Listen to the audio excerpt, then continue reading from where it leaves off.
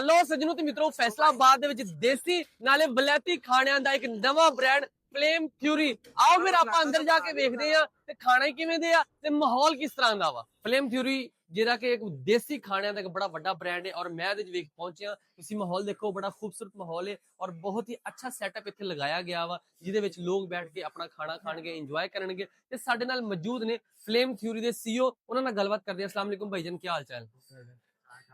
ਅਲਹਮਦੁਲਿਲਾ ਅਲਹਮਦੁਲਿਲਾ। ਸਮਨਾਬਾਦ road ਤੇ ਤੁਸੀਂ ਬੜਾ ਇੱਕ ਅੱਛਾ ਬ੍ਰਾਂਡ ਜਿਹੜਾ ਕਿ ਦੇਸੀ ਨਾਲੇ ਫਾਸਟ ਫੂਡ ਦਾ ਤੁਸੀਂ ਬ੍ਰਾਂਡ ਖੋਲਿਆ ਹੈ, ਤੇ ਇਹਦੇ ਹਵਾਲੇ ਲੋਕਾਂ ਨੂੰ ਦੱਸੋ ਕਿਹੜੀ ਕਿਹੜੀਆਂ ਆਈਟਮਾਂ ਮਿਲਦੀਆਂ ਪਈਆਂ ਨੇ ਤੇ ਕਿਸ ਤਰ੍ਹਾਂ ਮਿਲਦੀਆਂ ਪਈਆਂ, ਕਿਉਂਕਿ ਬ੍ਰਾਂਡ ਬਹੁਤ ਜ਼ਿਆਦਾ ਇੱਥੇ ਹੈਗੇ। ਹਾਂ, ਦੇਸੀ ਖਾਣਾ ਵੀ ਮਿਲ ਜਾਂਦਾ, ਲੇਕਿਨ ਫਲੇਮ ਥਿਊਰੀ ਦੇ ਵਿੱਚ ਇੱਕ ਅਲੱਗ ਤੋਂ ਕਿਹੜੀ ਸ਼ੈ ਹੈ? ਨੇਮ ਥਿਊਰੀ ਦੇ ਵਿੱਚ ਹੀ ਅਸੀਂ ਦੇ ਰਹੇ ਹਾਂ ਬਾਰਬੀਕਿਊ ਦੀ ਸਾਰੀ ਆਈਟਮਾਂ ਵਾ, ਪਾਕਿਸਤਾਨੀ ਸਾਡੀ ਆ।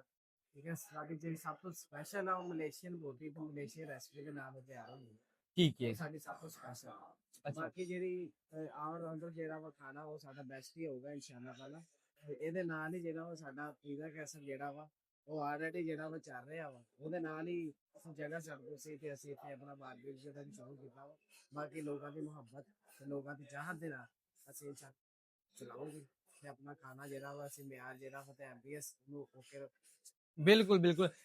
ਪੀਜ਼ਾ ਕੈਸਲ ਜਿਹੜਾ ਕਿ ਪਹਿਲੇ ਤੋਂ ਇੱਕ ਬ੍ਰਾਂਡ ਇੱਥੇ ਚੱਲਦਾ, ਫਿਰ ਪੀਜ਼ਾ ਕੈਸਲ ਦੇ ਨਾਲ ਫਲੇਮ ਫਿਊਰੀ ਜਿਹੜਾ ਕਿ ਬ੍ਰਾਂਡ ਇੱਕ ਨਵਾਂ ਖੋਲਿਆ ਅਹਿਮਦ ਭਾਈ ਨੇ, ਔਰ ਤੁਸੀਂ ਵੀ ਇੱਥੇ ਜ਼ਰੂਰ ਆ ਕੇ ਟੇਸਟ ਕਰਿਓ। ਮੈਂ ਵੀ ਟੇਸਟ ਕੀਤਾ ਵਾ, ਮੈਨੂੰ ਤੇ ਬੜਾ ਚੰਗਾ ਲੱਗਾ। ਤੁਸੀਂ ਵੀ ਇੱਥੇ ਪਹੁੰਚ ਕੇ ਇੱਕ ਵਾਰ ਟੇਸਟ ਕਰੋ, ਫਿਰ ਬਾਅਦ ਚ ਲਾਜ਼ਮੀ ਰਿਵਿਊ ਦੇਣਾ ਤੁਸੀਂ।